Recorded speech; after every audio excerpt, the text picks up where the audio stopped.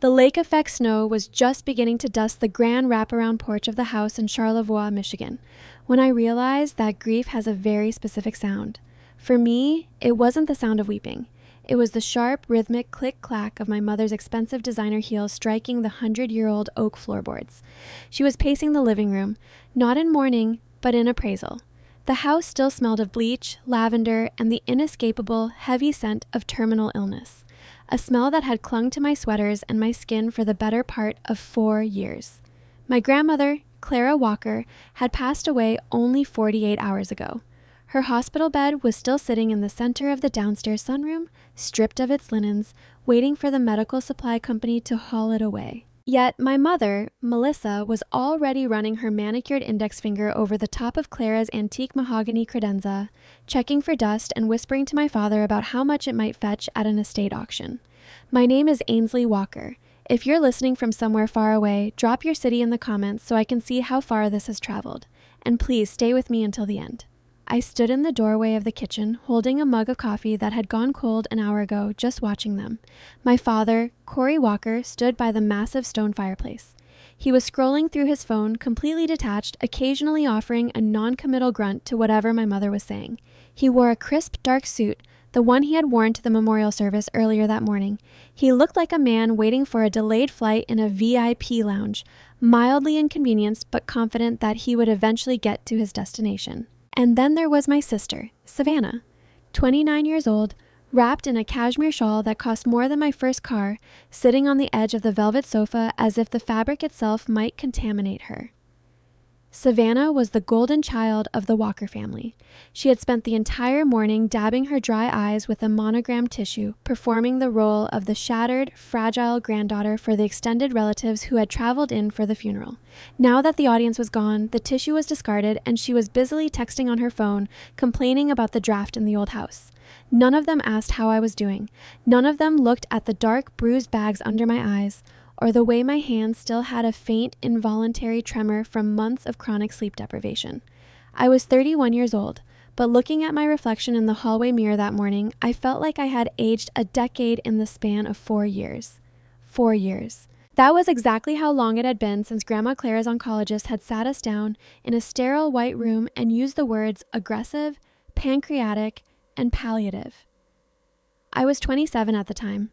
I was living in a modest but comfortable apartment in downtown Chicago, building a career I had fought tooth and nail for. But when the diagnosis came down, the family dynamic snapped into its familiar, rigid formation. My parents lived in a sprawling, meticulously manicured colonial in an upscale Detroit suburb, less than 4 hours away from Clara's lake house. Savannah lived in an equally trendy neighborhood close to them, perpetually finding herself through a series of expensive hobbies and short-lived marketing jobs. When it became clear that Grandma Clara could no longer live alone, my parents held a family meeting over a Zoom call. It lasted exactly 14 minutes. My mother had sighed deeply, looking into the camera with a perfectly rehearsed expression of sorrow. "You know how demanding your father's schedule is, Ainsley," she had said, referencing his job as a mid-level corporate executive. "And Savannah is, well, you know Savannah. Her anxiety simply couldn't handle the emotional toll of a hospice situation. It would break her." Then came the pivot. The smooth, seamless pivot where the burden was shifted onto the only shoulders they deemed sturdy and unremarkable enough to carry it. "You've always been the practical one, Ainsley. And your job, well, it's just paperwork, right? You can do that from anywhere. The lake house has good Wi-Fi. It's the logical choice." I didn't argue. Not because they were right about my job, and not because I owed them anything, but because I loved Clara. Clara was the only person in the Walker family who had ever looked at me and actually seen me. While my parents fawned over Savannah's beauty pageants and cheerleading trophies, Clara had been the one to notice that I loved puzzles, logic, and solving complex problems. Clara was the one who bought me my first real calculator, who taught me how to play chess on the very porch where the snow was now falling, and who told me in her sharp, no-nonsense voice, "Ainsley, the world will try to tell you that being quiet means you have nothing to say. Don't believe them. The quiet ones are the only ones actually listening." So I packed up my apartment in Chicago. I put my 20s into cardboard boxes, broke my lease, and drove north to Charlevoix. For 4 years, the lake house became my entire universe. I learned how to administer morphine drops under the tongue. I learned how to turn a frail 80-year-old woman in her bed every 2 hours to prevent sores. I learned the precise hum the oxygen concentrator made when the filter needed changing, and the terrifying, hollow sound of a struggle for breath at 3 in the morning. I slept on a narrow cot in the sunroom next to her, waking at the slightest shift in her blankets. During those 4 years, my parents and Savannah visited exactly 3 times a year: Thanksgiving, Christmas Eve, and Clara's birthday. Their visits were perfectly choreographed performances. They would arrive in Corey's leased Mercedes carrying a store-bought pie or an overpriced floral arrangement. They would sweep into the house, bringing a flurry of cold air and loud voices. Melissa would immediately start rearranging the pillows on Clara's bed to make the setting look more presentable. Savannah would sit next to Clara, hold her frail, translucent hand, and have Corey snap a dozen photos from different angles. Within 10 minutes, those photos would be on Facebook and Instagram, accompanied by lengthy, heart-wrenching captions. Cherishing every moment with our beloved matriarch. Family is everything. #blessed, #caregiver strong. Once the photos were uploaded and the comments praising their devotion started rolling in, the energy in the room would instantly evaporate. Savannah would retreat to the guest room, claiming the smell of the medical supplies was triggering a migraine. Corey would step out onto the porch to take urgent business calls. Melissa would spend the remaining hour critiquing my appearance, telling me my hair looked flat, or that the dark circles under my eyes were making me look older than Savannah, as if exhaustion were a moral failing. After exactly 2 hours, they would pack up and leave, returning to their pristine lives, leaving me to clean up the coffee cups and administer Clara's afternoon medications alone. They never asked how I was managing. They never asked if I needed a weekend off to sleep. And most crucially, they never asked me what I actually did for a living while I sat at the kitchen island at 2 a.m., my laptop glowing in the dark, surrounded by medical charts and spreadsheets. To my family, I was a glorified bookkeeper, a low-level tax clerk. Whenever extended family asked what I did, my mother would wave her hand dismissively and say, "Oh, Ainsley does data entry for some accounting firm. She looks at receipts all day. It's perfect for her personality. She doesn't have to deal with people." I never corrected them. I let them believe it because their ignorance was a shield. The truth was, I did not just look at receipts. I am a forensic accountant. Specifically, I work for a high-tier financial investigations firm based out of Chicago. My job is not to balance budgets or file tax returns.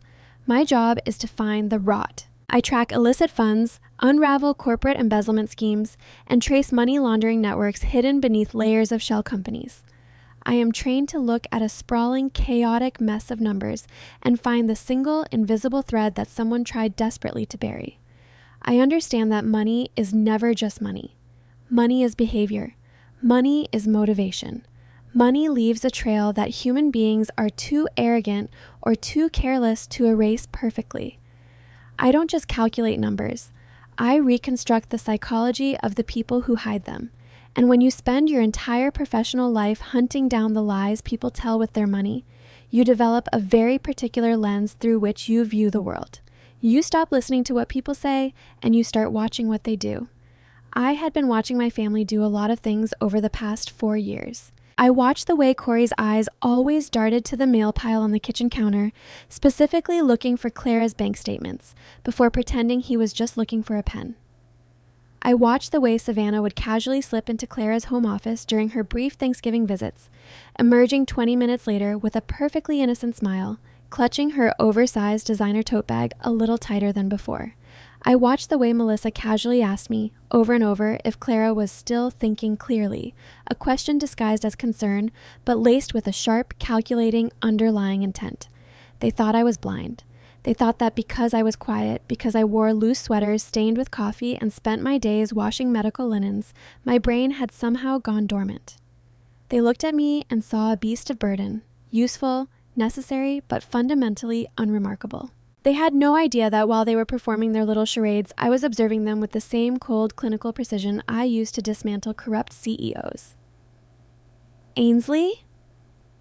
The sharp, impatient tone of my mother's voice snapped me back to the present. I blinked, refocusing my eyes on the living room. Melissa was standing by the mantelpiece, her arms crossed over her cashmere sweater. "I asked you a question," she said, her voice dripping with the kind of condescension usually reserved for a slow waiter.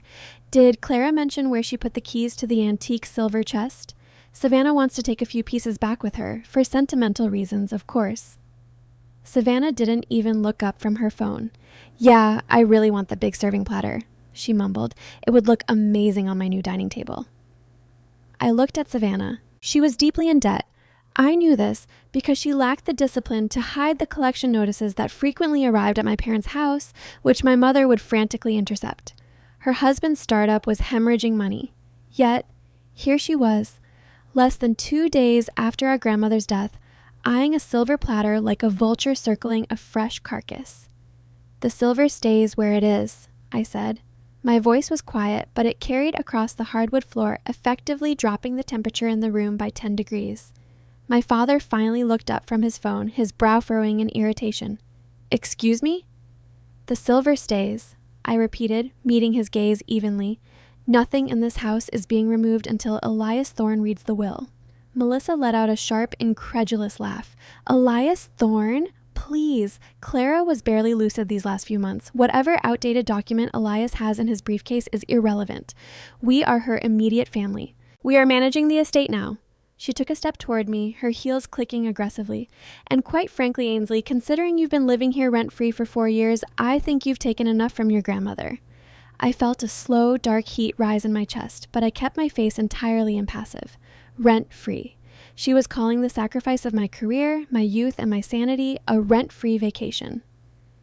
The reading is scheduled for tomorrow morning, I said, my voice completely flat, devoid of the emotion she was trying to provoke. Until then, the chest stays locked. Melissa's eyes narrowed into thin, dangerous slits. For a fraction of a second, the mask of the grieving daughter slipped, revealing the cold, grasping reality beneath it.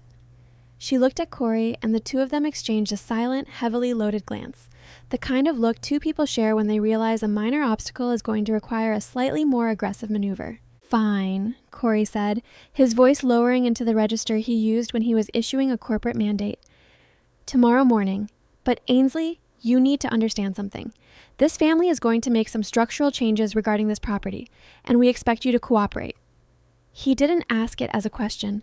He stated it as an inevitability. I took a slow sip of my cold coffee, letting the bitter taste wash over my tongue.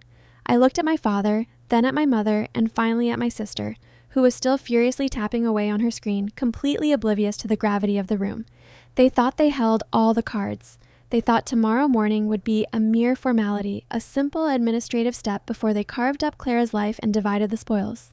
They thought I would just lower my head, nod obediently, and step aside, vanishing back into the invisible space I had occupied for 31 years. But as I stood in the kitchen of the house my grandmother had loved, listening to the winter wind howl against the window panes, I knew something they didn't.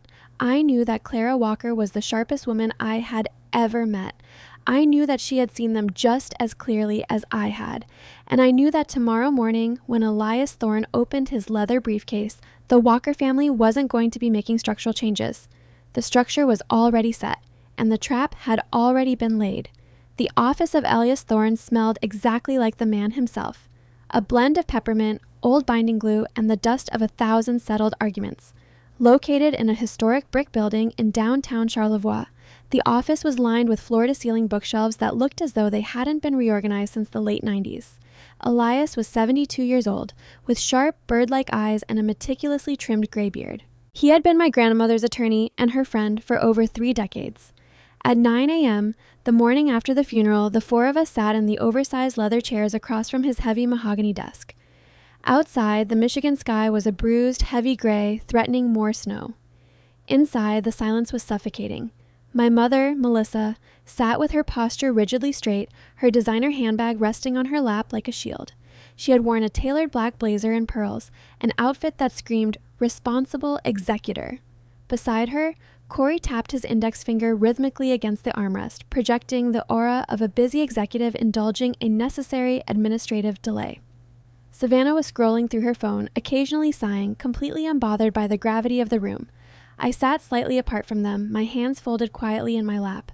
Elias did not offer us coffee or engage in the usual pleasantries. He adjusted his reading glasses, untied the string of a thick manila envelope, and pulled out a stack of heavy, watermarked paper. Clara Walker was a woman of exceptional clarity, Elias began, his voice raspy but carrying a deep, resonant authority. He looked up, his eyes meeting mine for a fraction of a second before sweeping over my parents. She updated this instrument 5 years ago, long before her medical diagnosis. She was of perfectly sound mind, and she was very specific about her intentions. Corey stopped tapping his finger. Let's just get to the bottom line, Elias. We all have lives to get back to. Just read the distributions. Elias did not appreciate being rushed, but he didn't show it. He simply lowered his eyes to the document and began to read. He moved through the standard legal boilerplate, the minor bequests, the charitable donations to the local library. He noted a modest cash sum of $10,000 left to Savannah to assist in her various endeavors. And Savannah paused her scrolling, her brow furrowing in offense at the phrasing, but she stayed quiet. Corey was left my grandfather's antique watch collection and a vintage hunting rifle. Then, Elias turned to the third page. Regarding the primary real property located at 442 Lakeshore Drive, Charlevoix, Michigan, including all surrounding acreage and unattached structures, Elias read, his pace deliberately slow. Appraised at $600,000. I leave this property in its entirety free and clear of all encumbrances to my granddaughter Ainsley Walker. For 3 agonizing seconds, the only sound in the room was the ticking of the grandfather clock in the corner. Then the oxygen seemed to instantly vaporize. Excuse me? Savannah dropped her phone into her lap, her voice piercing the quiet. The whole house? To her? Melissa's head snapped toward Elias, the pearls around her neck trembling slightly. The practiced, elegant facade completely dissolved, replaced by a tight, pale mask of absolute shock. Elias, there must be a mistake. A typo. You mean it was left to Corey, her son, or a shared trust? There is no mistake, Melissa, Elias said calmly, folding his hands over the document. The deed transfers directly to Ainsley. Clara was very explicit. She felt Ainsley was the only one who understood the value of the home rather than just the price of the real estate. Corey leaned forward, his face flushing a deep, dangerous red. The vein in his neck pulsed. That's impossible. Clara was losing her mind toward the end. The painkillers, the isolation, she was heavily influenced. Ainsley has been living alone with her for 4 years. This is textbook coercion, Elias. It's elder abuse. Elias leveled a cold, impenetrable stare at my father. As I stated before I began reading, Dennis, excuse me, Corey. This document was drafted and notarized 5 years ago, 1 full year before Clara's cancer diagnosis. She was healthier than I am when she signed this. There was no coercion. There were no painkillers. There was only her free will. I sat perfectly still, my eyes fixed on the edge of Elias's desk. 5 years ago. That meant Clara had made this decision while she was still attending garden club meetings and driving herself to the grocery store. She had watched my parents' superficial behavior during the holidays. She had watched Savannah's entitlement, and she had quietly, surgically cut them out of the most valuable asset she owned. This is absurd, Melissa hissed, turning her furious gaze on me. It was a look of pure, unadulterated venom. You knew about this, didn't you? You sat there playing the little martyr, changing bedpans and acting like Mother Teresa, knowing exactly what the payout was going to be. I knew nothing about this, I said quietly. It was the truth. Liar! Savannah spat, genuine tears of anger finally welling in her eyes. Not tears for her dead grandmother, but tears for the lake house she had already mentally sold. You manipulated her. You always hated that Mom and Dad supported me, so you brainwashed Grandma to get back at us. Elias cleared his throat loudly, a sharp, commanding sound that cut through the hysteria. This office is not a venue for family disputes. The document is legally binding. The probate process will begin immediately, and the deed will be recorded in Ainsley's name. I suggest you all process this information on your own time. The drive back to the lake house was a masterclass in psychological warfare. Nobody spoke a single word. The silence in the leased Mercedes was so thick, so heavy with unspoken rage, that it felt hard to breathe. I stared out the window at the snow-covered pine trees blurring past, my mind racing. I am a forensic accountant. I build timelines for a living. I process data. And the data I was processing right now told me that my parents were not going to let a $600,000 asset slip through their fingers without a fight. By the time we returned to the house, it was late afternoon. The sky was darkening early, casting long, shadowy fingers across the hardwood floors. I went straight to the downstairs sunroom. The medical supply company had finally come while we were at the lawyer's office. The hospital bed was gone. The oxygen tanks were gone. The room was just a room again, empty and echoing. I pulled my suitcase from the closet and began meticulously folding my sweaters. I needed to leave. I needed to go back to Chicago, back to the anonymity of the city, and figure out my next move. At 7 p.m., the heavy oak door of the sunroom creaked open. My mother stepped inside. She had taken off her blazer and was wearing a soft cashmere cardigan. She held 2 mugs of hot tea. The furious, venomous woman from the lawyer's office was gone. In her place was the soft, maternal, deeply concerned figure that she played so well when she needed to extract something from people. "Ainsley, sweetie," Melissa said, her voice a gentle, soothing hum. She set 1 mug on the nightstand and sat on the edge of my cot, looking at my half-packed suitcase with sad eyes. "Can we talk? Just you and me. I sent Savannah out to get some dinner so we could have some privacy." I stopped folding a shirt, leaving my hands resting on the fabric. "Okay." She reached out and patted my arm, a gesture so foreign and unpracticed that my skin crawled beneath her touch. "I want to apologize for this morning. Emotions were high. Losing Clara. It's been devastating for all of us, and finding out about the will just compounded the shock. We were surprised, that's all." "It's fine, Mom." I kept my voice neutral, offering nothing for her to grab onto. Melissa sighed, a long, weary sound, and looked down at her hands. "Ainsley, you're 31. You've always been so strong, so fiercely independent. You have your apartment in the city, your little accounting job. You've always known how to take care of yourself. You're practically a rock." She paused, letting the flattery settle before she twisted the knife. "But your sister, Savannah, is not like you." I waited. I knew exactly where this was going. "Savannah's husband, Greg, his startup failed, completely went under," Melissa whispered, leaning closer, creating a false bubble of intimacy. "They are drowning, Ainsley. They are hundreds of thousands of dollars in debt. They're about to lose their house. Her marriage is hanging by a thread. She's so fragile right now.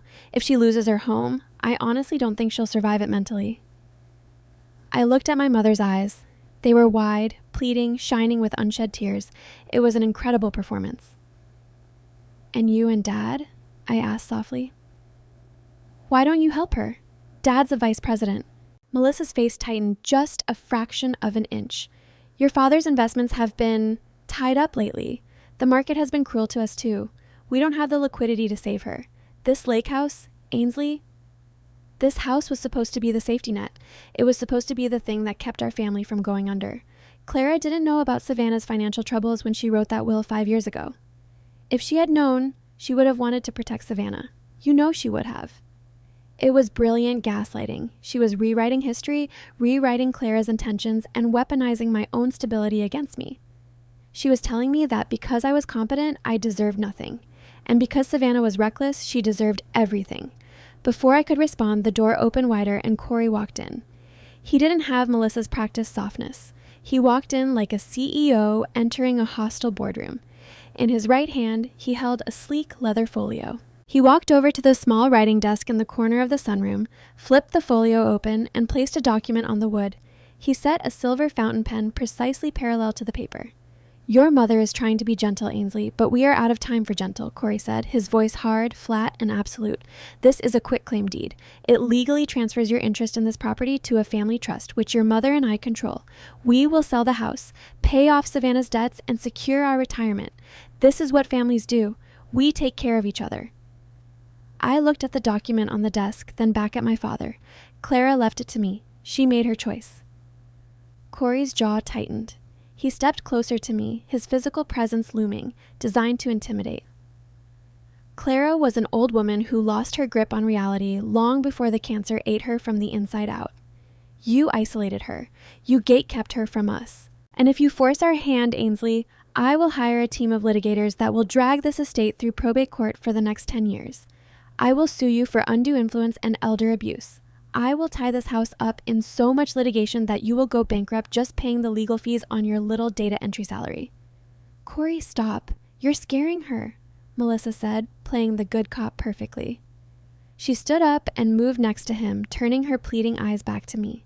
"Ainsley, please, don't make us do this. We don't want to fight you. We love you, but we have to protect Savannah. We have to protect the family. If you walk out of here with this house, claiming it all for yourself while your sister loses everything, you're walking away from us." The ultimatum dropped into the room like a lead weight. "If you don't sign this," Melissa continued, her voice dropping to a cold, razor-sharp whisper, "you are no longer a part of this family. No Thanksgiving, no Christmas, no phone calls. You will be completely, entirely alone. Do the right thing, Ainsley. Don't be selfish." I stood in the center of the room, looking at the two people who had brought me into the world. I am a forensic accountant. I look at ledgers. And standing there, I realized I was looking at a ledger of emotional debt that they were trying to forge. They had contributed nothing to Clara's care. 0 hours, $0, 0 compassion. Yet they were standing here demanding the entire payout, threatening to excommunicate me if I didn't comply. I walked over to the desk. I looked down at the quitclaim deed. My eyes, trained to scan complex legal and financial documents in seconds, absorbed the text. It was standard, boilerplate language. It was legally sound. It required my signature, witnessed and notarized later, to relinquish all claims to 442 Lakeshore Drive. They thought they had cornered me. They thought my silence was the silence of submission, of a weak, bullied daughter folding under the weight of her overbearing parents. But as I picked up the silver fountain pen, I wasn't thinking about Savannah's fake debts, or my father's empty threats of litigation, or my mother's toxic ultimatum. I was thinking about Clara. I was thinking about the fact that Clara had anticipated this exact moment 5 years ago. I didn't know the exact legal mechanics of what Clara and Elias Thorne had built into that trust yet. I only knew that Clara Walker never left anything to chance, and Elias Thorne did not look like a man who had been defeated this morning. He looked like a man waiting for a trap to spring. To spring the trap, the prey had to take the bait. I uncapped the pen. "Ainsley, this is the right choice," Melissa breathed, a terrible, hungry smile breaking across her face. I didn't look at her. I pressed the nib of the pen to the heavy paper and signed my name, Ainsley Walker. I wrote it smoothly, without a single tremor of hesitation. I put the cap back on the pen and set it down. Corey immediately snatched the document off the desk, his eyes quickly scanning my signature to ensure it wasn't a forgery or a joke. A massive, heavy sigh of relief escaped his lips. The tension in his shoulders vanished, replaced instantly by the smug, arrogant posture of a man who had successfully closed a hostile takeover. "See? That wasn't so hard, was it?" Corey said, tapping the edge of the paper against the desk to straighten it. He didn't say thank you. He didn't offer a hug. He just slid the document into his leather folio and snapped it shut. "You did a good thing for your sister," Melissa said. The warmth was already gone from her voice. The performance concluded. She was already mentally measuring the windows for real estate photos. I turned around, walked to my suitcase, and zipped it shut. I pulled my heavy winter coat from the hook on the door and slipped it on. I grabbed the handle of my luggage and walked past them, out of the sunroom, and down the long, dark hallway toward the front door. They didn't follow me. They didn't ask where I was going to sleep that night, or if I was safe driving back to Chicago in the snowstorm. I was a tool that had served its purpose, and I had just been discarded. I opened the heavy front door and stepped out onto the porch. The Michigan winter hit me instantly, a blast of freezing wind that bit into my cheeks and stole the breath from my lungs. The snow was falling heavily now, blanketing the driveway, covering the tracks of Corey's Mercedes. As I pulled the door shut behind me, I heard a sound drifting from the kitchen at the back of the house. It was faint, but in the quiet of the snowy night, it was unmistakable. Pop, the distinct festive sound of a champagne cork leaving a bottle. I stood on the porch for a few seconds, letting the freezing air numb my skin. They were drinking champagne in the kitchen where, just 48 hours ago, Clara's heart had stopped beating. They were celebrating their victory, confident that they had crushed me, confident that they had outsmarted a dead woman and a quiet daughter. I walked down the porch steps, my boots crunching in the fresh snow. I loaded my suitcase into the trunk of my 10-year-old Honda Civic, got into the driver's seat, and turned the ignition. The engine sputtered in the cold before settling into a steady hum. I didn't cry. I didn't feel broken. As I put the car in drive and pulled out of the driveway, leaving the lake house behind in the rearview mirror, my mind was already shifting gears. The grieving granddaughter was gone. The forensic accountant had clocked in. They wanted a war over numbers. They had absolutely no idea who they had just picked a fight with. The drive from Charlevoix to Chicago took 6 hours. The blizzard followed me halfway down the Michigan coastline, a wall of white noise and ice that mirrored the static in my own head. By the time I pulled into the underground parking garage of my apartment building in the South Loop, it was nearly 4 a.m. My apartment smelled like stale air and disuse. The thermostat was set to 55 degrees. A thin layer of city dust coated the kitchen island, and the silence of the space, devoid of the rhythmic pulsing of an oxygen concentrator, was deafening. For 4 years, I had only visited this apartment on rare, guilt-ridden weekends when a respite nurse could be bullied into taking a shift.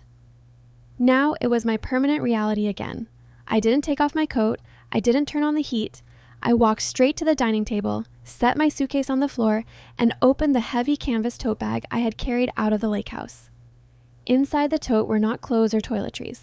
Inside were 3 thick, expanding accordion folders containing Clara Walker's complete financial history for the last 10 years. Corey and Melissa were arrogant, but they were also profoundly lazy. When they looked at Clara's home office, they only saw the antique furniture they could sell. They didn't bother to open the bottom drawer of the filing cabinet. They assumed that because my father was listed as the secondary on Clara's primary checking account, he had the entire financial picture. They assumed that I, the data entry clerk, would have no interest in boxes of old paper. They were wrong. Forensic accounting is not glamorous. It is not a sudden, dramatic eureka moment where a smoking gun falls out of an envelope. It is an exercise in excruciating, methodical endurance.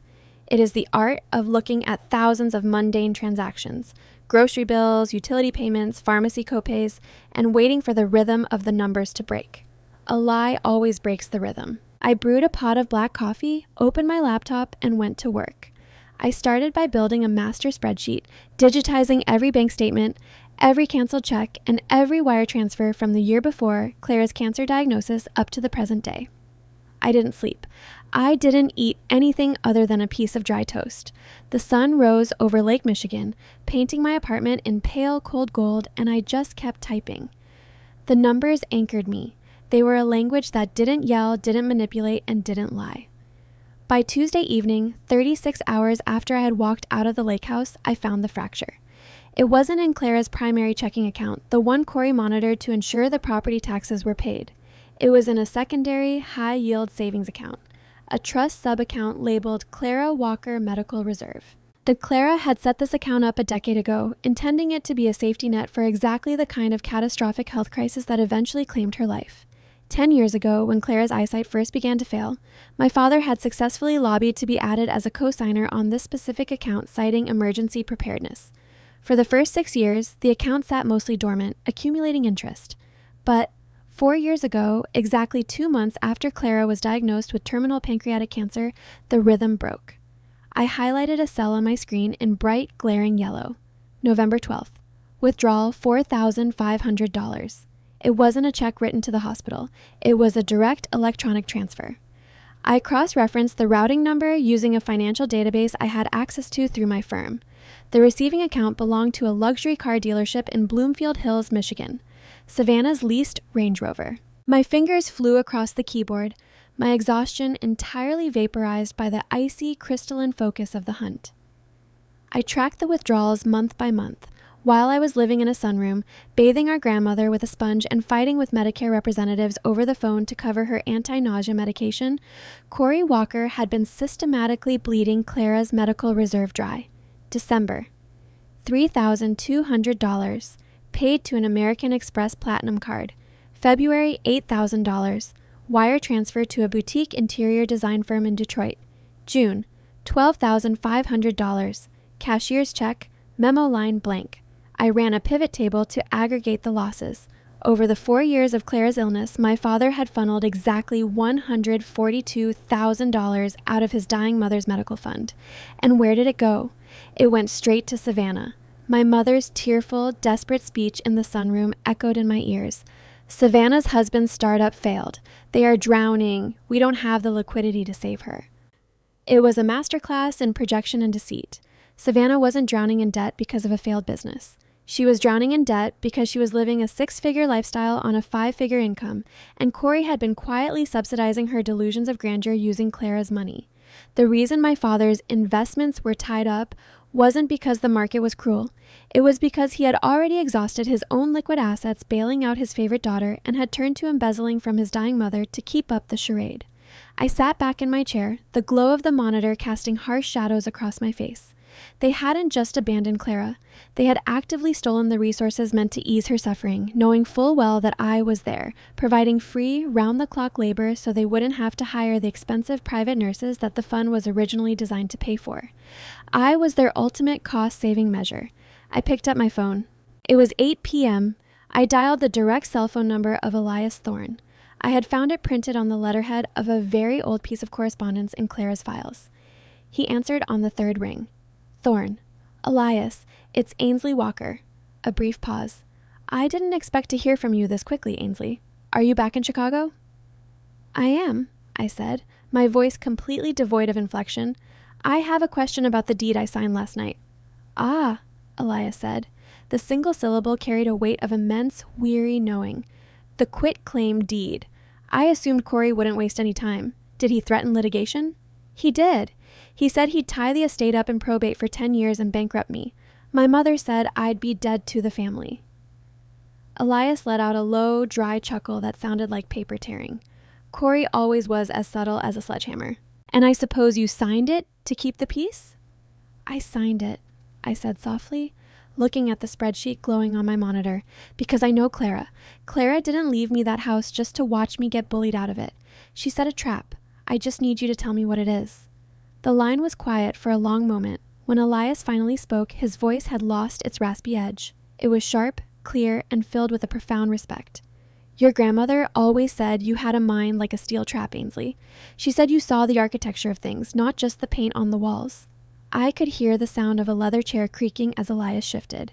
Can you drive back up here? Tomorrow morning. Don't tell your parents. Don't tell anyone.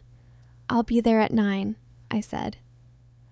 The drive back to Charlevoix the next morning felt entirely different. I wasn't a fleeing refugee anymore. I was an auditor walking into a crime scene with a loaded briefcase. Elias Thorne's office was locked when I arrived. He let me in himself, ushering me past the dark reception desk and into his back office. He locked the door behind us and gestured for me to sit in the heavy leather chair I had occupied 2 days prior. I didn't sit. I unzipped my tote bag, pulled out a thick, plastic-bound dossier I had printed at a 24-hour FedEx Kinko's, and dropped it onto his desk. Before you tell me about the trap, I said, I need to show you why it's necessary. Elias looked at the dossier, then at me, his bushy eyebrows raised. He sat down, put on his reading glasses, and opened the cover. For 10 minutes, the only sound in the room was the turning of pages. I watched Elias's eyes track across the highlighted rows, the aggregated totals, the undeniable paper trail proof of Corey and Savannah's theft. I expected him to look shocked. I expected outrage. Instead, Elias simply closed the dossier, took off his glasses, and sighed. You did this in 2 days? He asked. I do this for a living, Elias. I'm a forensic accountant. A slow, genuine smile spread across the old lawyer's face. Clara knew you worked in finance. She didn't realize you were a financial homicide detective. He tapped the cover of the dossier. This is meticulous, Ainsley, but I have to tell you something that might upset you. I'm past being upset. Clara already knew, Elias said quietly. I froze. She knew? About the medical reserve? About Corey stealing it? Not the exact dollar amount, Elias clarified, leaning back in his chair. But 5 years ago, before her diagnosis, Clara noticed a discrepancy. A few $1,000s missing here, a strange transfer there. She asked Corey about it. He gave her some convoluted excuse about reallocating funds to secure a better interest rate. Clara wasn't a fool. She knew a lie when she heard one, but she also knew that if she confronted him directly, he would simply find a better way to hide it. Elias opened his desk drawer and pulled out a key. He unlocked a small, fireproof safe bolted to the floor in the corner of his office and retrieved a single, sealed envelope. That is why Clara came to me 5 years ago to rewrite her trust, Elias explained, setting the envelope on the desk. She knew that when her health finally failed, her son and your sister would circle her estate like vultures. She knew they would try to strip it down to the copper wiring, and she knew that you, Ainsley, would be the collateral damage. He slid the envelope across the desk toward me. Clara didn't just leave you the house, Ainsley. She built a fortress around you, a legal mechanism designed specifically to counter the exact psychological and financial warfare your parents use. Elias tapped the envelope. Open it. I picked up the envelope. It was heavy. I broke the seal and pulled out a document titled Amended Declarations of the Clara M. Walker Revocable Trust. Go to page 14, Elias instructed. Section B, the Caregiver Protection Clause. Privately, Clara and I called it the Ironclad Beneficiary Clause. I flipped to page 14. The legal jargon was dense, but my eyes quickly deciphered the mechanics of the clause. As I read, my heart began to hammer against my ribs, not with anxiety, but with an overwhelming, breathless awe at the sheer brilliance of the woman who had raised me. In the event that the primary beneficiary of the real property, Ainsley Walker, executes any document, including but not limited to a quitclaim deed or renunciation of inherited property, within 24 months of my passing, said execution shall be subject to immediate administrative review by the executor, Elias Thorne. I looked up. An administrative review? Keep reading, Elias said, his eyes gleaming with a fierce protective pride. I looked back down. Should the executor find, through sworn testimony, written communication, or circumstantial evidence that the beneficiary was subjected to coercion, emotional duress, threats of familial alienation, or financial intimidation by any immediate family member, specifically Corey Walker, Melissa Walker, or Savannah Walker, in order to procure said signature, the signed document shall be rendered instantly null and void. I let out a slow, shaky breath. If they force me to sign it, the signature doesn't count. It's a poison pill, Elias confirmed. Clara knew they would corner you. She knew Melissa would use guilt and Corey would use intimidation. She engineered this clause so that if they forced your hand, their victory would be legally worthless. The house defaults right back to you. They cannot take it, no matter what piece of paper they coerced you into signing. I stared at the page, a profound sense of vindication washing over me. For my entire life, my family had operated under the assumption that they could bully me into submission because I wouldn't fight back. Clara had recognized that. She hadn't asked me to change who I was. She had simply weaponized my submission. By forcing me to surrender, my parents had legally triggered their own defeat. But that's not all, Elias said softly. Look at the addendum, subsection C. I moved my finger down the page. Furthermore, should the executor determine that coercion was applied to trigger the aforementioned nullification, this action shall constitute a hostile breach of familial duty. Consequently, any and all secondary disbursements, ongoing stipends, or hidden scheduled distributions payable to the offending parties from the broader trust shall be permanently, irrevocably severed, effective immediately upon the date of the coercive act. I stopped reading. I read it again. The words seemed to blur on the page. Secondary disbursements? I asked, looking up at Elias, my forensic mind snagging on the term. What secondary disbursements? Savannah's $10,000 bequest? Elias shook his head, a grim shadow passing over his face. No, Ainsley, not Savannah. He leaned forward, resting his elbows on the desk. 10 years ago, when your father's career hit a rough patch, Clara quietly set up a supplemental income stream for him. To help with the mortgage on that massive house he and Melissa refused to downsize from. It was meant to be temporary, but Corey got used to the lifestyle. My stomach tightened. How much? $1,500 a month, Elias said. Every month, for 10 years. Paid directly from the trust dividends into an offshore account Corey controls, so Melissa could maintain her country club memberships and Corey could keep leasing his luxury cars without showing the income on his tax returns. I did the math instantly in my head. $1,500, 120 months, $180,000. While I was buying my own groceries, clipping coupons, and living on a fraction of my salary to afford my Chicago rent, while caring for Clara for free, my parents had been quietly collecting a $1,500 monthly paycheck from her just for breathing. Corey thinks that stipend is permanent, Elias explained. He thinks it's written into the bedrock of the trust. He relies on it. He and Melissa live so far beyond their means that without that monthly injection of cash, their house of cards will collapse within 90 days. I looked down at the ironclad clause. The trap wasn't just about saving the lake house. It was about severing the parasite. By forcing me to sign that quitclaim deed under the threat of disowning me, Corey and Melissa hadn't just invalidated the transfer of the house. They had, by their own arrogant hands, triggered subsection C. They had permanently cut off their own secret lifeline. They don't know, do they? I asked, my voice barely a whisper. They have absolutely no idea. Elias smiled, a sharp, predatory expression on the old lawyer's face. They retained Harrison Vance yesterday, one of the most expensive, aggressive litigators in Detroit. Vance just emailed me an hour ago requesting a formal meeting to submit your signed quitclaim deed and finalize the transfer of the property to Corey. When? Friday at noon, right here in this office, Elias said. He tapped my thick financial dossier resting on his desk. They think they are coming here to finalize a victory. They expect you to be cowed, silent, and defeated. I reached out and carefully folded Clara's amended trust document, sliding it back into the envelope. For 4 years, I had made myself invisible. I had absorbed their insults, their neglect, and their cruelty, all to ensure my grandmother didn't die alone. They thought my silence was weakness. They were about to find out that my silence was just me, counting. Tell Harrison Vance we will see them on Friday, I said, standing up and picking up my tote bag. And Elias? Yes, Ainsley? Make sure they bring Savannah. Friday morning in Charlevoix broke crisp, clear, and blindingly bright. The blizzard had passed, leaving behind a pristine, sparkling world of white that felt entirely at odds with the ugliness of what was about to happen. I didn't stay at the lake house that week. I had rented a small, nondescript motel room on the edge of town, using the time to finalize the financial dossier and prepare my mind for the boardroom. For 4 years, I had worn the uniform of a caregiver. Oversized cardigans, soft yoga pants, hair pulled back in a messy clip, no makeup. It was the attire of someone whose physical presence was required, but whose identity was irrelevant. When I dressed on Friday morning, I put on my armor.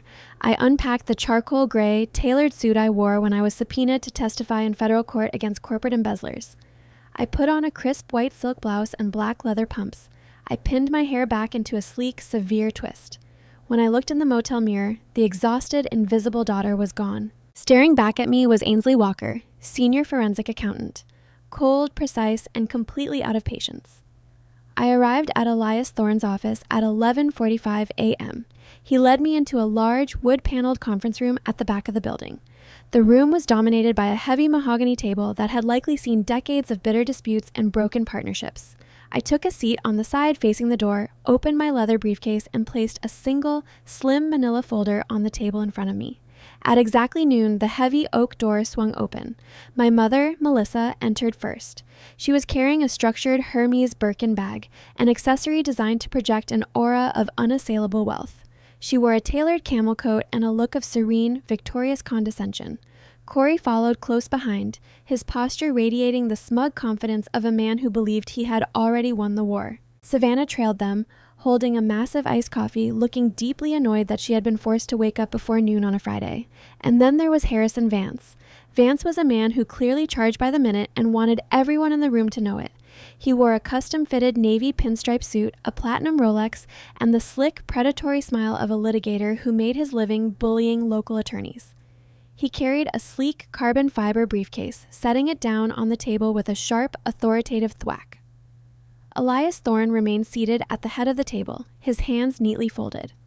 He didn't look intimidated by Vance's expensive suit or Corey's posturing. He looked like a man watching a group of people confidently stroll into a minefield. "Elias," Corey said, offering a stiff, obligatory nod as he took the chair opposite me. Melissa sat beside him, carefully arranging her coat over the back of her chair. She didn't look at me. Savannah dropped into a chair at the far end, immediately pulling out her phone. "Corey, Melissa," Elias replied smoothly. He gestured toward the litigator. "And you must be Mr. Vance. I received your email." "Harrison Vance," the lawyer said, extending a hand that Elias politely but briefly shook. Vance didn't sit down immediately. He unclasped his briefcase, projecting an air of breathless efficiency. "Let's keep this brief, Elias. I know you're running a small-town practice here, and I respect your history with Clara Walker, but my clients have very full schedules. We are here to execute the finalized transfer of the property located at 442 Lakeshore Drive into the Walker Family Trust, effective immediately." Vance pulled a pristine, heavy document from his briefcase and slid it across the mahogany table toward Elias. It was the quitclaim deed. My signature, Ainsley Walker, sat on the bottom line in stark black ink. "As you can see, Vance continued, his voice echoing loudly in the quiet room, the primary beneficiary has formally and legally renounced all claims, titles, and interests in the aforementioned property. The document is signed. I have brought my own notary to witness the formalization today to save everyone the hassle. We just need you, as the executor, to countersign the release and file the amendment with the probate court. Corey leaned back in his chair, crossing his arms over his chest. He finally looked at me, his eyes gleaming with a dark, triumphant satisfaction. I told you so, his look said. You never stood a chance. Melissa picked an imaginary piece of lint off her sleeve, her lips curved into a faint, self-satisfied smile. Elias Thorne did not touch the deed. He adjusted his glasses, looked at the piece of paper, and then looked at Harrison Vance. It is a very cleanly drafted document, Mr. Vance, Elias said quietly. Textbook, really. Vance smirked. I don't bill my clients for sloppy work, Elias. Now, if you have a pen... However, Elias interrupted, his voice dropping an octave, carrying the heavy, gravelly weight of a judge about to hand down a sentence. I cannot countersign this deed, nor will I be filing it with the probate court. As executor of the Clara M. Walker Revocable Trust, I am legally obligated to reject this document in its entirety. The smirk vanished from Harrison Vance's face. Corey sat up straight, his arms uncrossing. Melissa's hand froze mid-air. Excuse me? Vance said, his tone instantly sharpening into a threat. Elias, I strongly suggest you reconsider. This is a legally binding renunciation. If you attempt to block this transfer out of some misguided loyalty to Clara's original draft, I will file an injunction against you by 3 o'clock today. I will have you removed as executor for breach of fiduciary duty. Elias didn't flinch. He slowly turned his gaze to my father. Corey, when you and Melissa procured this signature from Ainsley on Monday evening, did you do so freely, without the use of threats, ultimatums, or emotional coercion? Corey's face flushed red. Of course we did. She realized she was being entirely selfish and did the right thing for her sister. She signed it willingly. Tell him, Ainsley. Corey barked my name as if I were a disobedient dog. I did not shrink back. I sat perfectly still in my tailored suit, meeting my father's furious gaze with eyes that were utterly, completely dead to him. That is a lie, I said. My voice was calm, clear, and projected effortlessly across the room. Melissa gasped, pressing a hand to her pearls in mock horror. Ainsley Walker! How dare you sit there and lie to this man after everything we've done for you? I am not the one lying, Mother, I said, opening the manila folder in front of me. At 7:15 p.m. on Monday evening, you and Corey cornered me in the sunroom where Clara died. Corey threatened to hire litigators to bankrupt me. And you, Melissa, told me that if I did not sign that paper, I would be permanently disowned, excommunicated, dead to the family.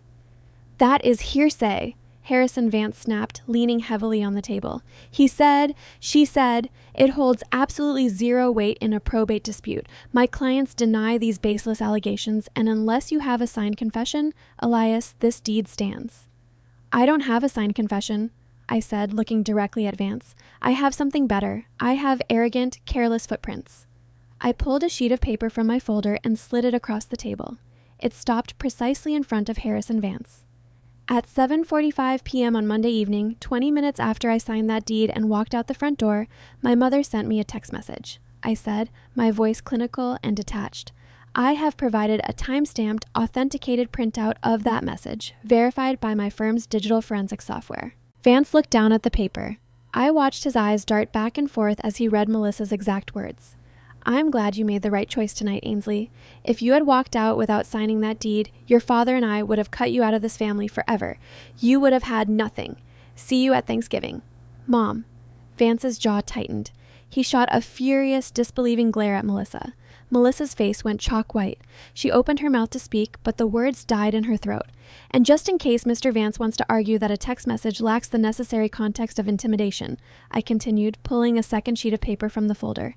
I have also included a time-stamped screenshot from Savannah Walker's private Instagram story, posted at 7:50 p.m.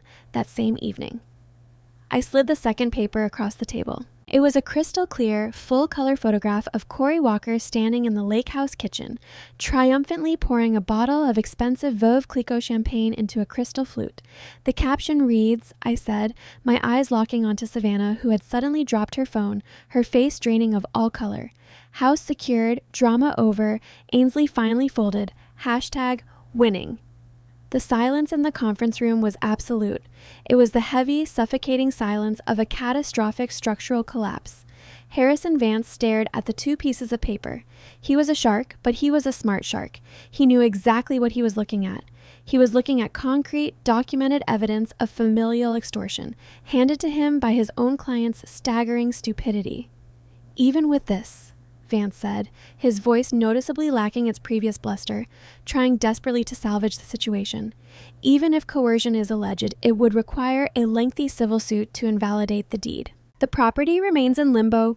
"No, Mr. Vance, it does not," Elias Thorne interrupted, his voice ringing with absolute ironclad finality. Elias reached into his desk drawer and pulled out the thick bound copy of the amended declarations of the Clara M. Walker Revocable Trust. He opened it to page 14 and placed it on the table. "Clara Walker anticipated exactly this scenario," Elias said, looking directly at Corey, whose face had gone from red to an ashen, sickly gray. "5 years ago, she instructed me to draft the Caregiver Protection Clause, Section B, Paragraph 2. Elias began to read the clause aloud. Every word fell into the quiet room like the blade of a guillotine. He read the stipulation that any quitclaim executed under the threat of familial alienation or financial intimidation would trigger an automatic, immediate, and non-negotiable administrative review. Furthermore, Elias read, his voice rising in volume, should the executor find, through written communication or circumstantial evidence, such as the text message and photographic evidence provided here today, that coercion was applied, the signed document shall be rendered instantly null and void. The property defaults irrevocably and permanently to Ainsley Walker. No legal challenge may be mounted by the offending parties." Elias closed the binder with a heavy, satisfying thud. "The deed is void, Corey," Elias said softly. "You played right into your mother's trap. The lake house belongs entirely to Ainsley." "No!" Savannah shrieked, leaping out of her chair, her iced coffee sloshing onto the mahogany table. "That's my money! I need that money! Mom, you promised me!" "Shut up, Savannah," Corey hissed, his hands trembling as he gripped the edge of the table. He turned a look of pure, unadulterated hatred toward me. But he was a cornered animal, and cornered animals only know how to attack. He turned to Harrison Vance. "Vance, do something. Sue her. Sue Elias. We'll tie the estate up in court for a decade, just like I said. I'll bleed her dry on legal fees." Harrison Vance slowly placed his hands flat on the table. He looked at Corey not with the deference of a hired advocate, but with the profound disgust of a professional who realizes his clients are liabilities. "I cannot sue a private, irrevocable trust that has executed an internal, legally binding conditional clause based on documented extortion committed by my own clients, Corey," Vance said, his voice dripping with icy contempt. "This instrument is bulletproof. Elias drafted it flawlessly. You handed your daughter the exact evidence she needed to trigger the failsafe."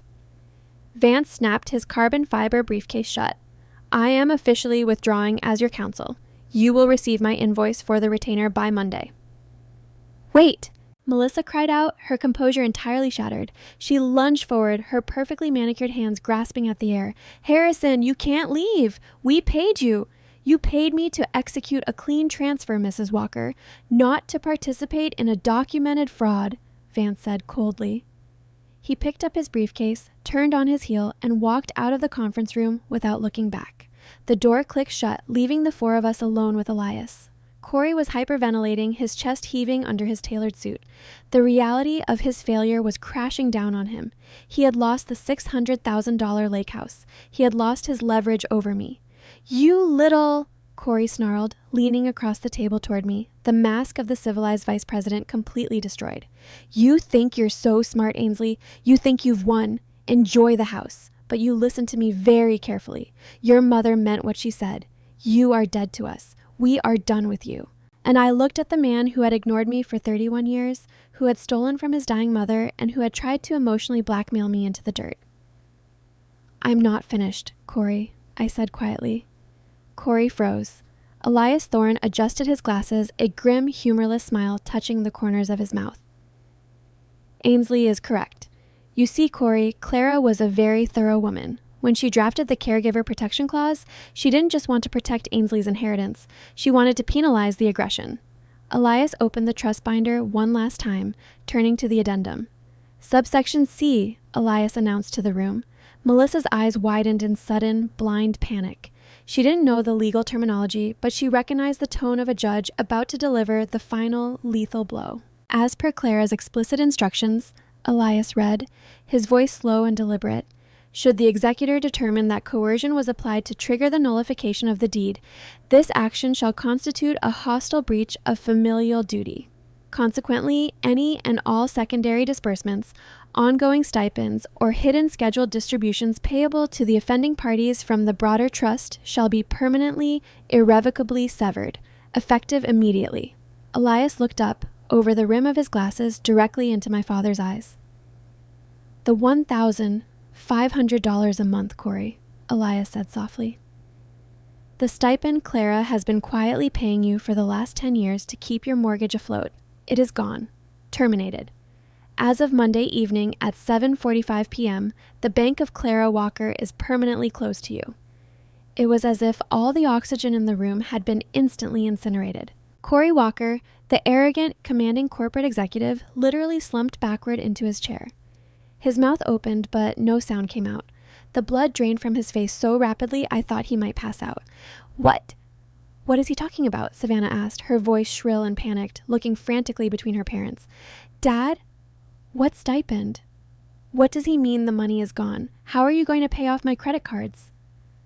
Corey, Melissa whispered, her voice a hollow, trembling rasp. She looked at her husband, her eyes wide with a terror that had nothing to do with losing a daughter and everything to do with losing her status. Corey, the mortgage, the country club dues, the car leases, we don't have the cash flow. Corey couldn't answer her. He was staring at the mahogany table, his eyes vacant, doing the terrifying, inescapable math in his head. Without that hidden $1,500 a month, their sprawling suburban mansion, their luxury cars, their entire fraudulent, debt-ridden existence was completely unsustainable. They wouldn't just lose the lake house. They were going to lose their own home. They had tried to steal my future to fund their greed, and in doing so, they had triggered the exact mechanism that destroyed their present. I stood up. The sound of my chair sliding back across the carpet was the only noise in the room, cutting through the heavy, suffocating shock of my family's ruin. I carefully placed the text message printout and the Instagram screenshot back into my manila folder. I snapped my briefcase shut. I didn't gloat. I didn't scream. I didn't demand an apology because an apology from them was as worthless as the quitclaim deed they had forced me to sign. I looked at Savannah, who was crying real, ugly tears of financial panic. I looked at Melissa, who was staring into space, mentally calculating how quickly she would have to start selling off her designer bags. And finally, I looked at Corey. You were right about one thing, Dad, I said, my voice echoing in the absolute silence of the room. We are done. I turned, walked out of the heavy oak doors, and stepped back out into the blinding, beautiful Michigan snow. For people like my parents, reality is not an objective truth. It is a narrative they meticulously construct, edit, and aggressively defend. When Harris and Vance walked out of that conference room and Elias Thorne severed their secret financial lifeline, Corey and Melissa did not experience a moment of sudden, humble clarity. They did not feel remorse. What they felt was the desperate, frantic need to control the spin. Over the next 8 months, as the Michigan snow melted into a humid summer and eventually cooled into a crisp, brilliant autumn, the silence from my immediate family was absolute. My phone never rang. No text messages arrived. But in the extended Walker family network, a massive coordinated smear campaign was being waged against me. I heard about it first in May through a tentative phone call from my cousin Rachel, then again in August when an aunt accidentally copied me on a mass email chain. Melissa had gone on the offensive. She spent her days calling every aunt, uncle, and second cousin from Detroit to Grand Rapids, weeping into the receiver. She spun a masterful, tragic tale. In her version of events, I was the bitter, calculating spinster who had used my 4 years alone with Clara to slowly poison her mind against her own son. She claimed I had colluded with a senile, corrupt small-town lawyer to forge a new deed and steal the lake house right out from under them. According to Melissa, my greed hadn't stopped there. I had supposedly frozen Clara's bank accounts, leaving my poor father unable to pay for Savannah's medical treatments, a complete fabrication to cover for Savannah's crushing credit card debt. Melissa played the part of the devastated matriarch flawlessly, mourning the daughter who had betrayed them for real estate. By the time November rolled around, I was the undisputed villain of the Walker family tree. I was the greedy pariah who had thrown her own parents out into the cold. I knew they were waiting for me to break. They expected the isolation to crush me. They thought that the collective weight of the extended family's judgment would force me to crawl back, apologize, and maybe sign over a portion of the estate just to be allowed back into the fold. They forgot what I do for a living. I don't argue with rumors. I document facts. Thanksgiving had always been the crown jewel of my mother's social calendar. Every year, it was held at my Aunt Susan's massive estate in Grosse Pointe. Susan was Corey's older sister, a woman whose wealth and judgmental nature far exceeded even Melissa's. It was a gathering of 30-plus relatives, a stage where my parents traditionally held court, parading Savannah's latest superficial achievements while I was relegated to the kitchen to help the catering staff. I did not receive an invitation this year. I went anyway. I arrived at Aunt Susan's house at 4 p.m. on Thanksgiving Day. The street was lined with Mercedes, Audis, and Range Rovers. The air smelled of wood smoke and roasting turkey. I wore a simple black turtleneck, tailored trousers, and a wool trench coat. In my right hand, I carried a heavy leather briefcase. When I rang the doorbell, it was Cousin Rachel who opened it. Her eyes went wide, darting nervously over my shoulder as if I had brought a SWAT team with me.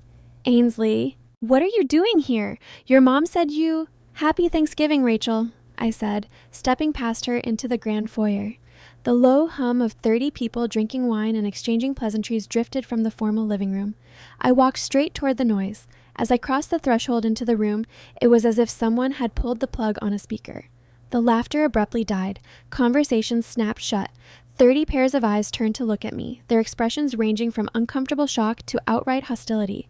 Standing by the grand fireplace, holding a glass of Pinot Noir, was my mother. Melissa froze. The color drained from her face, but she recovered with the speed of a seasoned predator. She set her wine glass on the mantel, her eyes welling with instant, perfectly timed tears. "Ainsley," Melissa breathed, her voice trembling just enough to project fragile heartbreak to the room. "You came. After everything you've done, you have the nerve to walk into your aunt's home?"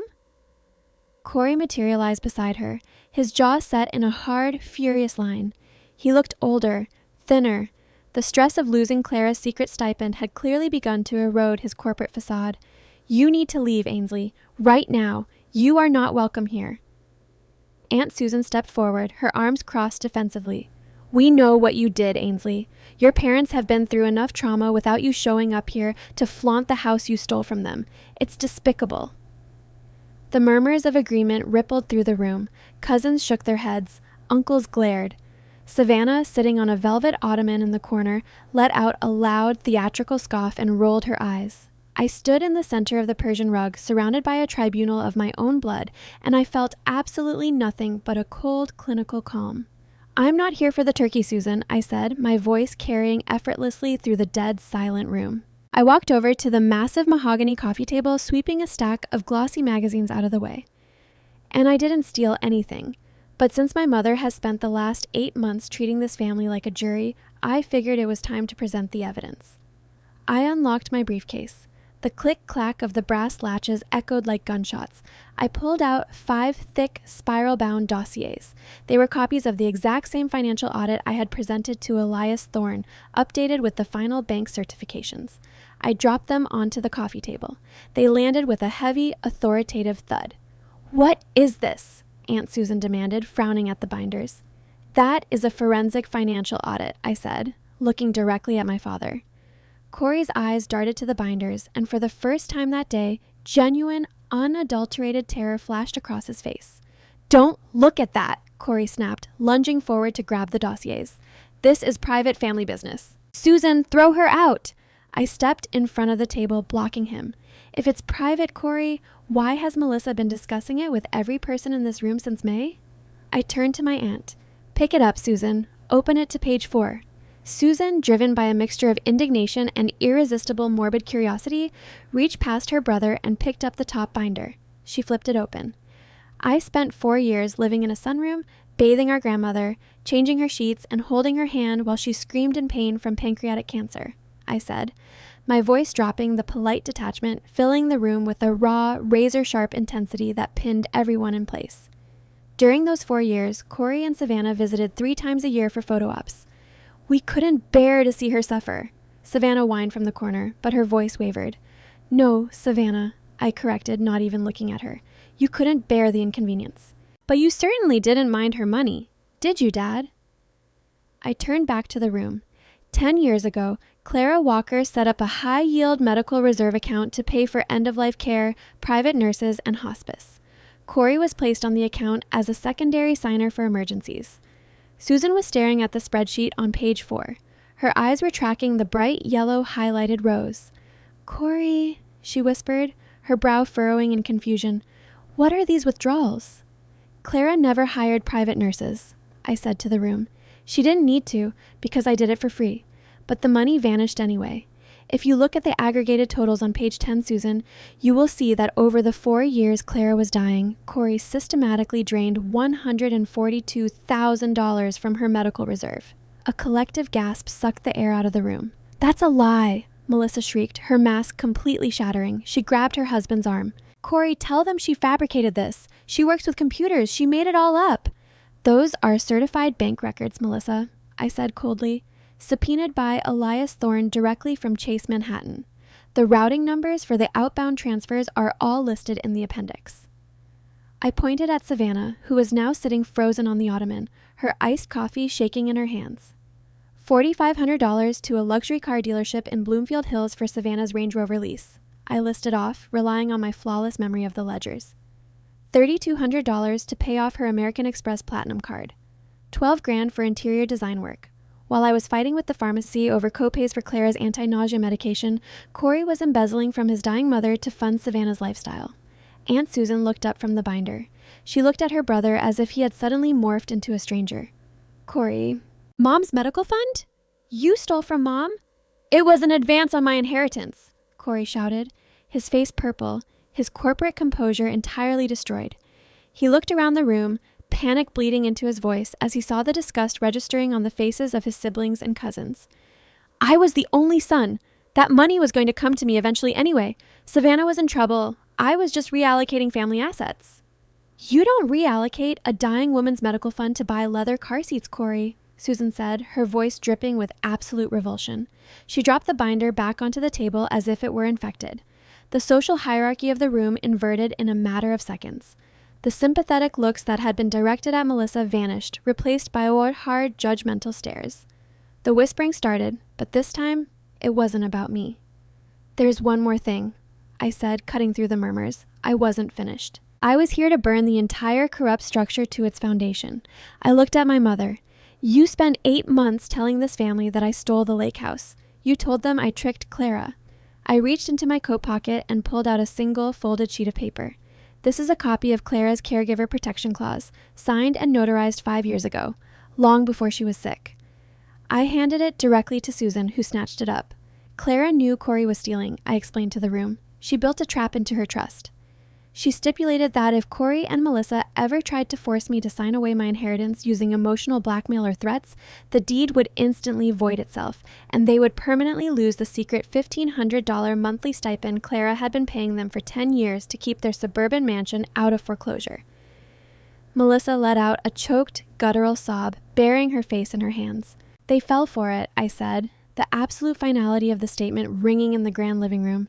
They threatened to disown me on Monday night. They texted me their threats. They posted photos celebrating my defeat. I handed that evidence to the executor. They didn't just lose the lake house, they legally hung themselves. Corey lunged at me. He didn't make it 2 steps before my Uncle David, a massive, no-nonsense man who had remained quiet until now, stepped in front of him, shoving Corey hard in the chest and pushing him back. Don't you dare touch her, Corey, David growled. Corey stumbled back, his chest heaving, his eyes wide and wild. The vice president, the patriarch, the man who had commanded absolute obedience through fear and financial manipulation, was gone. He was just a pathetic, exposed thief standing in the wreckage of his own hubris. I am the sole beneficiary of Clara's estate, I said, my voice dropping to a low, icy calm. I looked directly into Corey's eyes. And as the primary stakeholder, I have retained counsel regarding the missing $142,000. Corey froze. The anger in his eyes was instantly extinguished by cold, paralyzing fear.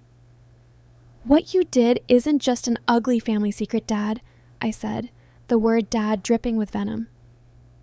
It is a felony. It is elder financial abuse. Forensic accountants don't just find missing money. We package the evidence for the district attorney. Savannah burst into loud, hysterical tears, curling her knees to her chest. I didn't know. I swear I didn't know where the money was coming from. Don't let her send me to jail, Mom. Melissa was hyperventilating, clutching her pearls, her eyes darting frantically around the room looking for an ally. There were none. Aunt Susan was looking at her with an expression of pure disgust. You have a choice, I told my parents, delivering the final, crushing blow. I will not press criminal charges, and I will not hand this dossier over to the state prosecutor on one condition. I let the silence hang for a moment, making sure every single person in the room heard the terms of their surrender. You will list your house in Detroit for sale by the end of this month, I demanded. You will sell Savannah's leased vehicles. You will liquidate whatever assets you have left, and you will repay the $142,000 to Clara's estate in full, every single penny. Once the funds are cleared, I will be donating the entire amount to the Pancreatic Cancer Research Ward at St. Francis Hospital in Clara's name. Ainsley, please, Melissa begged, falling to her knees on the Persian rug, the Birkin bag toppling over beside her. It was a pathetic, broken sight. We'll be ruined. We'll have to declare bankruptcy. We won't have anywhere to live. You should have thought about that before you stole from a dying woman, I said softly. You have 30 days to list the property, Corey, or my lawyer calls the DA. I didn't wait for his answer. I didn't need to. The math was already done. The ledger was balanced. I picked up my empty briefcase, leaving the dossiers on the coffee table for the extended family to pass around and dissect like a morbid book club. I turned my back on my parents, walked out of the living room, and let myself out the front door. The cold November air hit my face, crisp and clean. Behind me, the massive oak door of Aunt Susan's house clicked shut, sealing my family inside the tomb of their own making. I walked down the driveway toward my car, my footsteps steady on the pavement. The weight I had carried in my shoulders for 4 long years was entirely gone. I wasn't just free, I was vindicated. I got into my car, started the engine, and turned the heater on. I didn't drive back to Chicago. I put the car in drive and headed north toward Charlevoix, toward home. Winter in northern Michigan does not surrender easily. It fights a bitter, lingering retreat, holding the coastline in a grip of ice until the very last days of April. But when the thaw finally comes, it doesn't just change the landscape, it changes the air. The heavy, suffocating stillness of the cold is replaced by the smell of damp earth, pine needles, and the vast, open fresh water of Lake Michigan. By the time May arrived, my life had settled into a rhythm that I hadn't known was possible. I was officially working fully remote for my Chicago firm. My partners had been more than accommodating, especially after I closed 3 major corporate fraud cases from the sunroom desk that used to hold Clara's medical supplies. The lake house was no longer a hospice. It was my sanctuary. I had repainted the walls, pulled up the heavy old carpets to expose the original oak flooring, and opened every single window to let the lake breeze scrub the last remnants of illness from the rooms. As for my parents, the ledger was closed. I didn't monitor their downfall with any sense of glee. Forensic accountants do not gloat over a bankrupt company. We simply finalize the paperwork and move on to the next file. I knew, through the inevitable family grapevine, that Corey and Melissa had listed the sprawling Detroit mansion on the 1st of December. It sold by February, at a slight loss because they were desperate for the cash. Savannah's leased Range Rover was voluntarily repossessed. The $142,000 was wired into the Clara M. Walker estate account in late March. The very next morning, I drove to St. Francis Hospital and signed a cashier's check over to the director of the Pancreatic Cancer Research Wing. I didn't attach my name to it. The plaque on the donor wall simply reads, "In loving memory of Clara M. Walker." She saw everything. I hadn't spoken a single word to Corey, Melissa, or Savannah since I walked out of Aunt Susan's house on Thanksgiving. The silence, which they had once wielded as a weapon to punish me, was now a shield that I had forged to protect myself. I found that I didn't miss them. You cannot mourn the loss of a relationship you never actually had. On a bright, unusually warm Tuesday morning in late May, I was in the kitchen, undertaking the final stage of my renovation, reorganizing Clara's massive collection of vintage cookware. The kitchen was flooded with morning sunlight. I was standing on a step stool, reaching into the highest cabinet above the refrigerator to pull down a heavy, rusted tin box that Clara had used to store decades' worth of handwritten recipe cards. As I pulled it forward, the stool shifted slightly on the hardwood floor. I lost my balance just for a fraction of a second, but it was enough. The tin slipped from my fingers. It hit the tile counter with a sharp metallic bang before plummeting to the floor. The latch snapped open. Hundreds of yellowed, flour-dusted index cards exploded across the kitchen, raining down like confetti. "Damn it," I muttered, stepping carefully off the stool. I knelt on the floor and began gathering the cards. There were recipes for cherry cobbler in her sharp cursive, clippings from 1980s magazines, and heavily stained instructions for her famous Thanksgiving stuffing. As I reached for the empty tin to put them back, I noticed something odd. The impact of the fall had dislodged the interior base of the tin. It wasn't just a dent. The entire metal floor of the box had popped upward, sitting at a crooked angle. It was a false bottom. My hands went completely still. I set the recipe cards down. Carefully, using my fingernails, I pried the thin sheet of metal all the way out. Beneath it, resting in the shallow, hidden compartment, was a pale blue envelope and a small, heavy brass key. My name was written across the front of the envelope in Clara's unmistakable, elegant script. Not the shaky, pain-riddled handwriting of her final months, but the firm, commanding strokes she possessed before the illness. I picked up the envelope. The paper felt fragile, dry with age. I carried it to the kitchen island, pulled out a bar stool, and sat down. For a long moment, I just stared at my name. I had spent my entire life looking for hidden things, but I had never expected to find something hidden specifically for me. I slid my finger under the flap and broke the seal. Inside was a letter, written on Clara's personalized stationery. The date at the top right corner was exactly 5 years ago, 1 month before she walked into Elias Thorne's office to draft the ironclad beneficiary clause. 1 year before the oncologist told us she was dying. I took a deep breath, and I began to read. My dearest Ainsley, if you are reading this, it means you have finally taken the time to reorganize my kitchen, which I always knew would drive your meticulous, organized mind crazy. It also means that I am gone, and the dust has finally settled. I am writing this to you now while my mind is sharp and my hand is steady, because I know the storm that is coming. I know my son, Corey. I know the woman he married, and I know the granddaughter they have molded in their image. For 30 years, I have watched them treat you as if you were invisible. I watched them praise Savannah for her vanity while completely ignoring your brilliance. I watched you shrink yourself, lower your voice, and hide your incredible mind just to keep the peace in a house that did not deserve you. I never said anything, Ainsley, and for that, I am profoundly sorry. I thought that by staying neutral, I could keep the family together. It is the great failing of my generation that we tolerate toxic behavior in the name of family unity. But the older I get, the more clearly I see the truth. You cannot compromise with greed. I know about the money Corey has been siphoning from my accounts. I know about the secret stipend I set up for him that he now views as an entitlement. And I know that when my time comes, he and Melissa will try to take everything. They will look at you, my quiet, steadfast Ainsley, and they will try to crush you because they mistake your silence for weakness. They have no idea how strong you are, but I do. By the time you find this letter, Elias Thorne will have executed the fail-safes I put in place. The lake house is yours. They have been cut off. You have won the war they forced upon you. But a house is just wood and glass, Ainsley. It is not an inheritance. It is simply a shelter.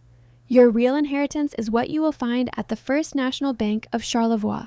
The key in this tin belongs to safe deposit box 412. I leave you this house to protect your body. I leave you what is in that box to protect your spirit. Do not let their cruelty harden you. You are a woman of immense capacity for love.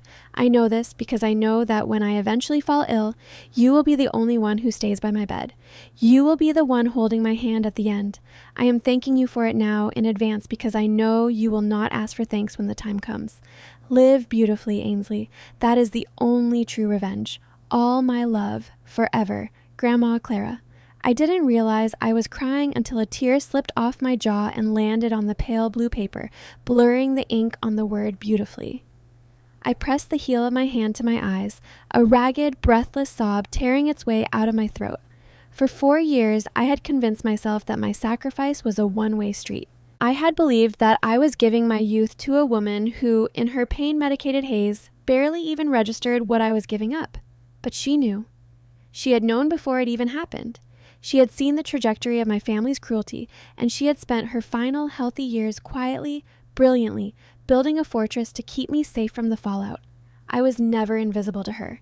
I was the center of her entire strategy. I wiped my face, folded the letter carefully, and slipped it into my pocket. I picked up the brass key. It felt heavy and warm against my palm. I didn't bother changing my clothes. I grabbed my car keys, walked out the front door, and drove straight to downtown Charlevoix. The First National Bank was a small, historic building with marble floors and brass teller cages. I walked up to the manager's desk, presented my driver's license, the death certificate I kept in my glove box, and the brass key. The manager, a kind-faced woman in her 50s, cross-referenced the numbers, offered her condolences, and led me into the quiet, heavily reinforced vault in the back. She unlocked the master cylinder, I turned my brass key, and she pulled out a long, rectangular metal box, leaving me alone in a private viewing room to open it. I sat at the small mahogany table. The room was dead silent, insulated by feet of concrete and steel. I unlatched the lid and opened the box. Inside, resting on a bed of faded black velvet, was not a stack of cash, nor was it a portfolio of stocks or bonds. It was a thick, leather-bound journal, and resting on top of the journal was a small, antique velvet ring box. I reached for the ring box first. The hinge creaked as I opened it. Inside sat a breathtaking vintage Art Deco platinum ring, set with a brilliant, flawless sapphire flanked by 2 small diamonds. It was Clara's mother's engagement ring, a family heirloom that Melissa had spent decades hinting she wanted, and that Savannah had openly demanded during Clara's final months, assuming it had been lost. Clara hadn't lost it. She had locked it behind inches of steel so that the grasping, greedy hands of my mother and sister could never touch it. I slipped the ring onto my right hand. It fit perfectly. It felt like an anchor. Then I picked up the leather-bound journal. I opened the cover. The pages were filled with Clara's handwriting dating back nearly 40 years. It wasn't a diary of daily events. It was a ledger of a different kind. It was a ledger of me. May 14th, 1999, Ainsley won her school spelling bee today. Corey and Melissa didn't attend because Savannah had a minor role in a school play. I took Ainsley out for ice cream. She didn't complain once about her parents' absence. Her grace at age 4 is astounding. October 2nd, 2008, Ainsley helped me balance my checkbook today. She caught a bank error that I had missed. She has a mind for systems. She sees how things connect. Melissa told her to stop being a nerd and go outside. I bought Ainsley her first advanced calculator and told her to hide it under her bed. August 20th, 2018. Ainsley passed her CPA exams on the first try. She called me from Chicago crying tears of joy. Corey told her it was a nice backup plan for when she gets married. I have never wanted to strike my own son more than I did today. But Ainsley just smiled and went back to work. She is going to outlast all of them. I sat in the vault for 2 hours reading every single page. She had documented my entire life. Every quiet victory, every dismissed achievement, every moment of kindness I had shown that my parents had ignored. Clara had seen it all. She had been the silent witness to my existence, meticulously recording my worth in a world that constantly tried to devalue me. When I finally closed the journal, the tight, heavy knot of unacknowledged grief that had lived in my chest for 31 years simply dissolved.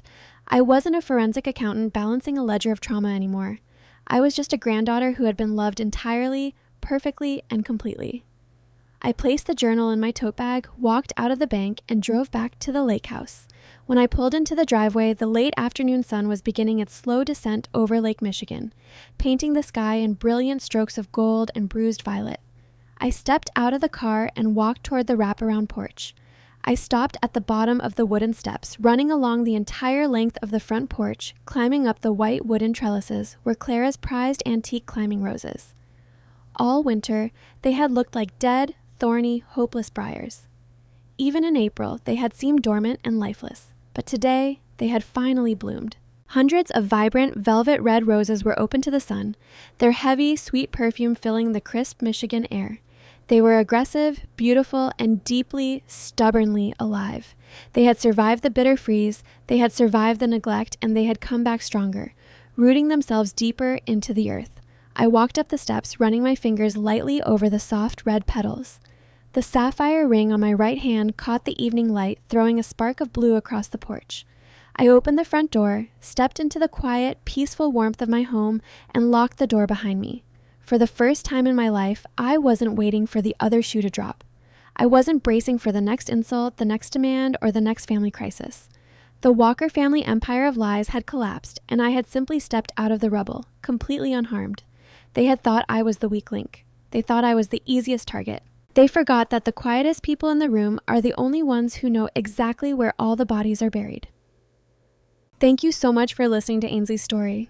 If you've ever been the one in your family who did the heavy lifting while everyone else took the credit, I hope this story brought you some peace and maybe a little bit of well-deserved satisfaction. You are seen and your strength matters.